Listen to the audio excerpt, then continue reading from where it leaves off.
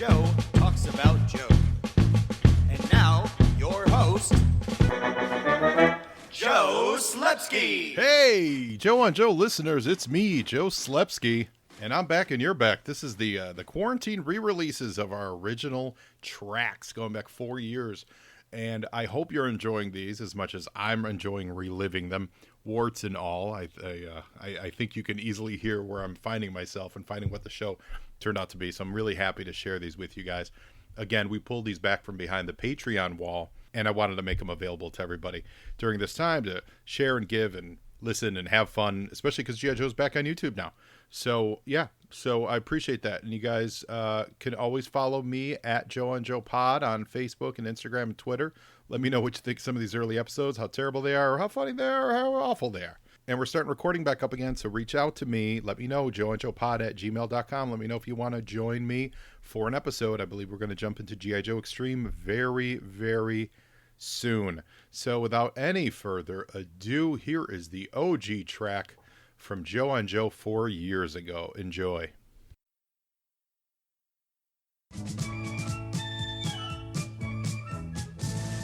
You are listening to the Joe on Joe podcast, the only podcast where Joe talks about Joe. And now, your host, Joe Slepsky. Hey, and welcome back to Joe on Joe. It's our third episode today. We're going to be talking about The Worms of Death, which is the third episode of the 5-part Mass Effect. It's a different series. Mass Device miniseries. They kicked off the G.I. Joe cartoon for us back in '83. Now, you can remember to follow me on Twitter at Joe on Joe Pod. Find me on Facebook at Joe on Joe Pod. Instagram, Joe on Joe Pod. Basically, if it's a social media, look for Joe on Joe Pod. You can find me. Oh, so you can send me an email at joeonjoepod@gmail.com. And if you're in the LA area and you're a G.I. Joe fan and you want to record an episode with me, give me a shout. So we're going to start it right now. All right, here we go. Opening credits. Fighting for freedom wherever there's trouble. Now, each episode, as you loyal listeners know, for 3 episodes, we like to focus on one Joe an episode. Kind of dig into his file cards, dig into stuff that's going on. And I'm very excited today because today is going to be my favorite Joe of all. Probably a lot of your favorites, Joe, as well. That's right. I'm talking about the one, the only, Big Lob. No, I'm just kidding. I'm not talking about Big Lob. I'm talking about Snake Eyes, the Commando. He has a great role to play in this episode. This was kind of his major introduction to people. So first we start out, there's a nice recap of what's going on. That fabulous voiceover telling us what's going on, that basically Cobra's done this. Cobra stole a satellite. They stole access to a satellite. Then they use that satellite to power their mass device. And the mass device is a teleportation tool. So it basically could send their enemy, their military, their soldiers, send them anywhere in the world, and they could attack at a moment's notice. So it'd be great for military. So the Joes try to stop them because, of course, mass is powered by 3 very rare elements. At one of the scientists' house, Joes try to stop them. Duke gets kidnapped. Duke gets taken back to the Cobra Temple, which is very, very like old school Hanna-Barbera cartoony Cobra Temple, like locked away in the Andes or something like that.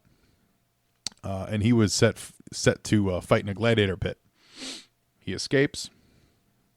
And now this episode opens up with Cobra Commander addressing the United Nations, and I'm assuming the world, with his ultimatum, basically, which... Let's go back to what he just said. Egotistical peacock. Destro's insults to him are amazing. I know at one point in this, he refers to him as a vainglorious popinjay, which is one of my favorite insults of all time, and I try to use that whenever I can, when appropriate in real life. Just punches a hole in the wall. So the Joes had to go to the far corners of the world to get these 3 elements, and one of the elements was this radioactive isotope thing up in the Arctic. I don't know if they're north or south pole. I didn't really pay attention. And these crystals, totally radioactive. Well, who saved the day last time? Who told the rest of the Joes to go escape while I do the job? That's right, Snake Eyes. And in a Wrath of Khan-esque moment, he sacrificed himself. Everyone assumed he died, right? So now Major Blood is going to pick up where the Joes failed. He's going to get all those radioactive isotopes. Except, look at there. Snake Eyes still alive and kicking. What's great about this is the writers did not give him cancer. He didn't get a horrible lymphoma from this. I think they were maybe operating under the fact that maybe his suit might have been protective. But he is... Our man, Snake Eyes, is glowing red hot with radiation. And it's amazing. So Major Blood lets him go because that guy's going to die. And then we cut back to the Joes. They're on their aircraft carrier, which later becomes the Flag, but can't be the Flag right now because General Flag's still left. Concentrate. And they're using some kind of mind reading device to see if you can get unlock some memories that Duke had from when he escaped. Not unlike the brainwave scanner for all you comic fans out there. She's in danger. He's remembering that they made his little girlfriend from the Cobra Temple, made her work on a wheel of pain, not unlike Conan the Barbarian. So we're talking about Snake Eyes, right? Snake Eyes, you know the guy. He's all dressed in black. He wears a visor. First he wore kind of like Ray-Ban kind of sunglasses, and then they gave him a visor, and then they've given him the Ray-Bans over the years, but completely head to toe covered. Except in the cartoon, in his first costume, they show his ungloved hands, which is always weird. Like, you're gonna go full bodysuit, just go full bodysuit, dude. My favorite version, I think everyone's favorite version was the second generation one when they gave him the sword and Timber. You know, they gave him the wolf. That was just that outfit, and then the biggest change on that, of course, was his the slit like visor. It was just fantastic. It was so great. What a good look. But here, let's check it out. So his code name, real quick, that's Torpedo, everybody. If you're watching along, they just introduced Torpedo because they're going to go diving for the next element that they need. And I always loved Torpedo because everyone else was in some kind of military fatigues, and they gave Torpedo's, it's just his flat wetsuit, and he was Hawaiian, which was always fascinating. Hawaii was really popular in the 80s. A lot of people talking about Aloha and hanging loose, and Torpedo always fascinated me. I never had his action figure. I always wanted a Torpedo and Airborne, whose action figure was like multicolored and kind of like light powder bluey. Oh, look at that. It's Timber, everybody. It's our first introduction to Timber. Wouldn't hit the toys for another session. I'm assuming this is where they got the idea from. But Snake Eyes, plunging through the woods, through the snow, trying to get back to civilization, comes across a wolf, that's all chained up, and he helps the wolf, and now he's going to be buddies with the wolf. That's so great. So Snake Eyes, file card, commando, file name classified, social security number classified. Real quick, they give social security numbers for all these guys. I really hope those are real. That would be fantastic. That's something I didn't notice last time. Yeah, they give the full-on social security number. I'm looking at Slipstreams right now. Slipstream. Oh my God. Please tell me someone listening has identity theft with the G.I. Joe information. That would be the greatest. That would be the greatest identity thief of all time. Please tell me that's happened. So his first primary military specialty is the infantry. Again, I don't know anything about military. Maybe one of these days I'll look it up, figure it all out. But as an infantry, I figure that means he's just a soldier on the ground, right? Second military specialty is he was a hand-to-hand combat instructor. Well, here we go to a break, and we'll be right back. Now back to G.I. Joe. You like that? I'm gonna try to time this along with the breaks in the show, so you can kind of watch along. Get ready for it. I know that's very exciting. Birthplace classified. They can't even tell you what hometown he's from. That's how awesome Snake Eyes is, because they figure if you know his hometown, you might get one step closer to finding out his true identity.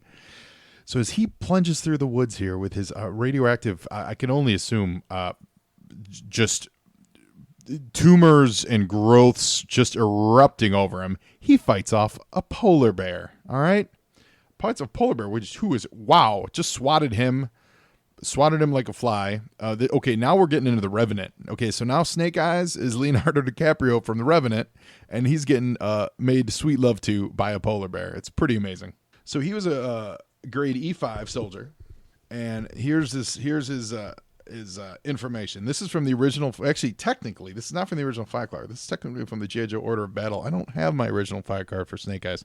I probably read it so much over the years that it disintegrated. I do have a Storm Shadow one, though, and I look forward to getting into that at a later date.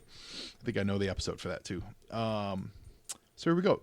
The subject served in long-range recon patrols in Southeast Asia. So that's the LRRP, which Larry Hama would reference ad nauseum in his stories when he talked about Snake Eyes being in the recon team with who was it, Stalker and Storm Shadow and Wade Collins. And they always referenced the LRRP, and I was a kid, and I was always like, the LRRP, they were where it's at. It's where all the action happened. So Snake Eyes it says he left the service to study mystic martial arts with the same ninja family that produced Storm Shadow. Snake Eyes was living an ascetic existence alone in the high Sierras with a pet wolf named Timber when he was recruited for the G.I. Joe team. So that's kind of contrary to what we just saw in this episode, which, by the way, Major Blood just shows up with the radioactive crystals, but he, of course, he doesn't have to glow like Snake Eyes. So Snake Eyes gets his wolf from this first episode. In the comics, he got him from the High Sierras, which he had this fat cabin in the High Sierras that even early in the G.I. Joe comic book, they'd show him he'd go up there and he'd chill out.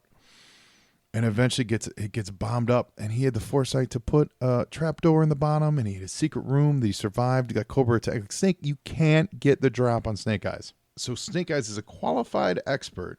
All NATO and Warsaw Pact small arms. I love the all NATO and Warsaw Pact small arms.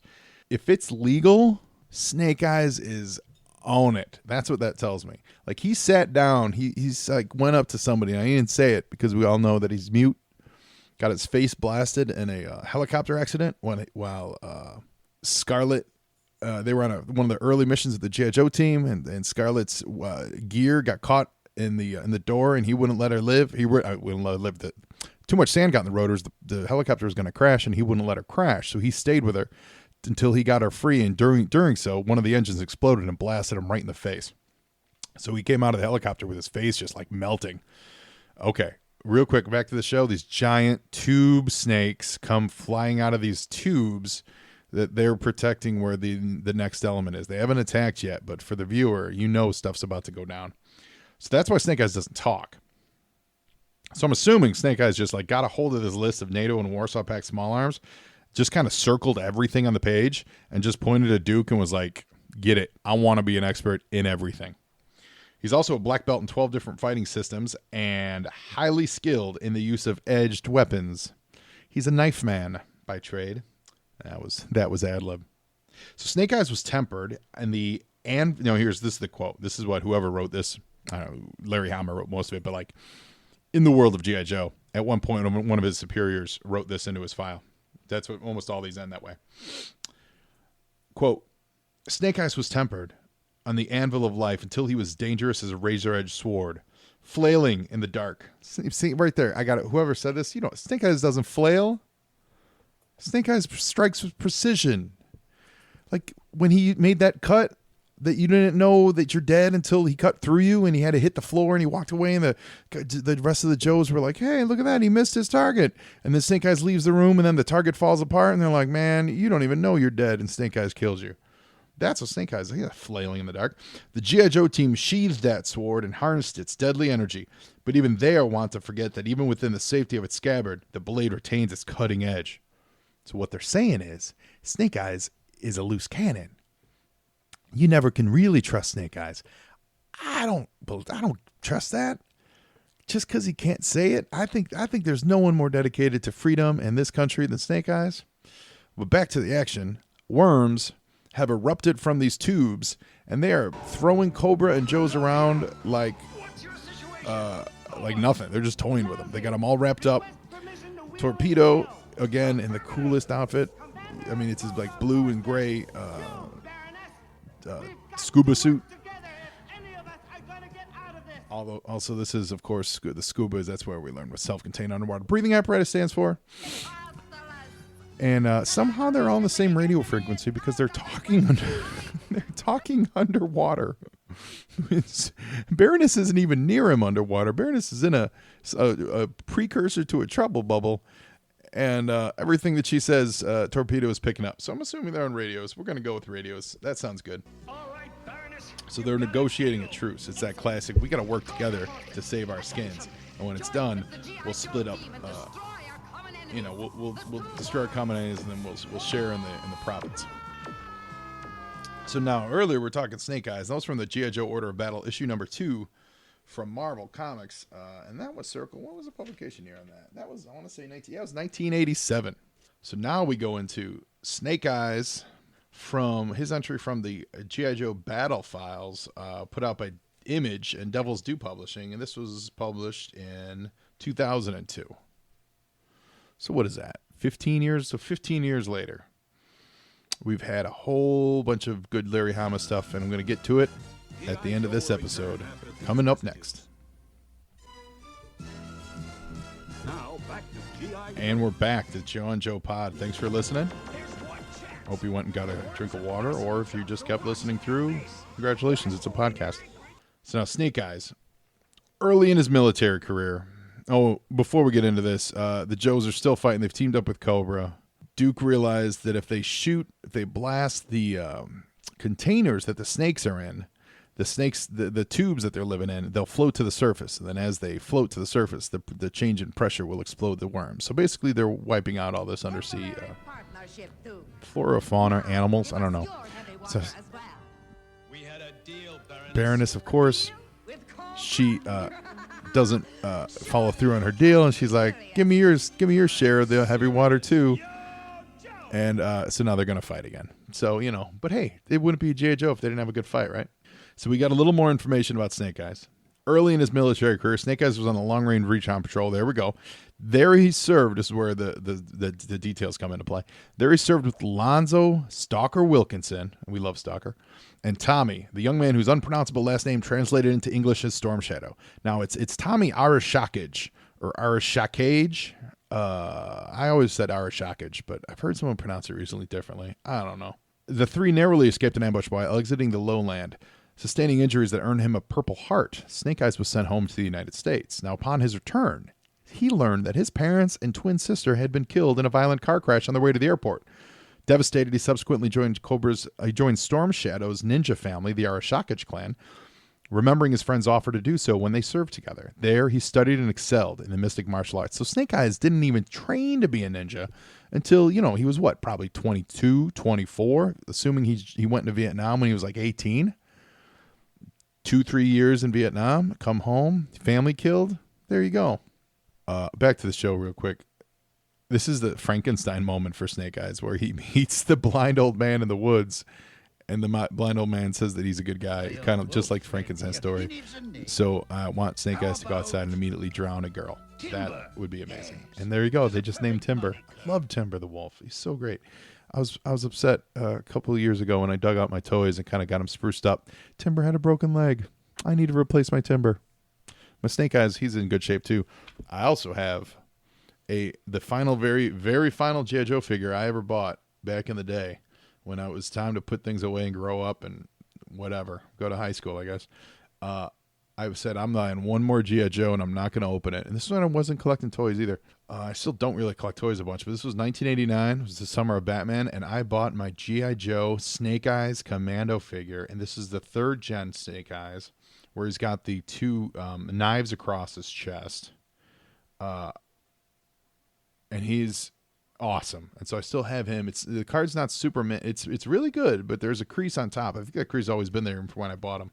But otherwise, this card's in tip-top shape. No water damage, no yellowing on the card and everything. It's really nice. It's like the only super mint old school Joe card I have. All right, well, back to the Battle Files.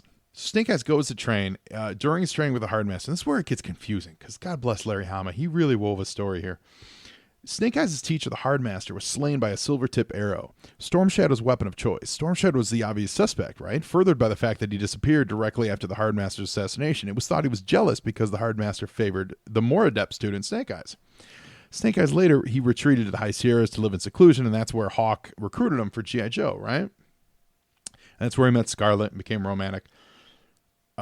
and we covered this a little earlier. First operation, routine desert thing. His face was severely damaged. He lost use of his vocal cords. Which, by the way, this is important. In the movie, they made it a vow of silence. No, man. He sacrificed his face and his voice to save his sweet lady Scarlet.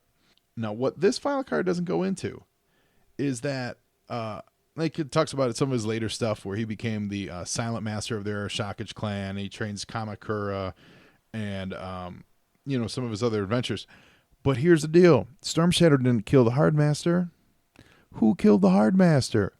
Zartan killed the Hard Master, which we're not going to get into right now. We're going to save that for the Zartan or for the Storm Shadow episode. I'm just going to leave that tantalizing bit with you.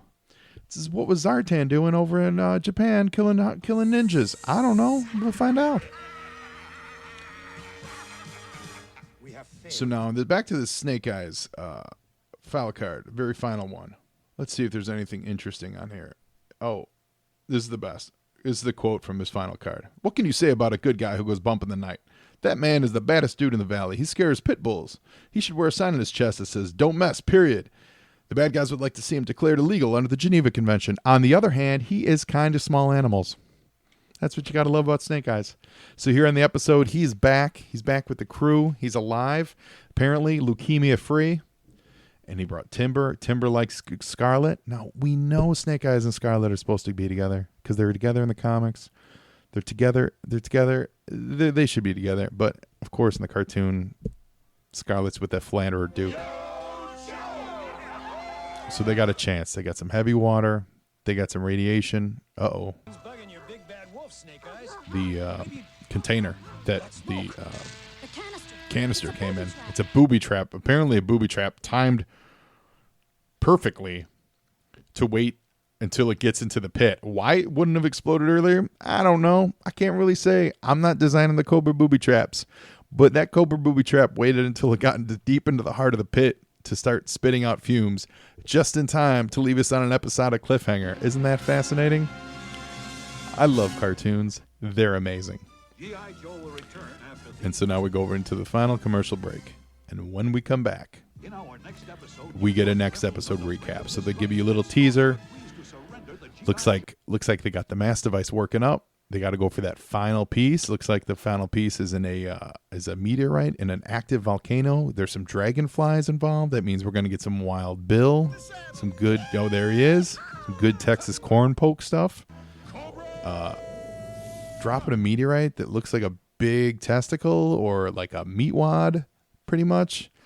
And there's a net on a helicarrier, which, by the way, Cobra totally stealing helicarriers from S.H.I.E.L.D., Marvel's S.H.I.E.L.D., but we'll get into it. So thanks y'all for listening, everybody. Again, this is Joe and Joe Pod at Gmail, Joe and Joe Pod at Facebook, Instagram, the whole 9 yards. Follow me, send me an email, tell me you love G.I. Joe, tell me how much and everything. Going to the final commercials, voice talents, BJ Ward. Yeah, that's it. So until next time, we got to come up with a sign out for this. We'll just say Yo Joe for now, but that's so cliched. So until next time, this has been Joe Slepsky, and I appreciate you listening to the Joe on Joe podcast. And have a great week, and keep that flag flying. Yo Joe!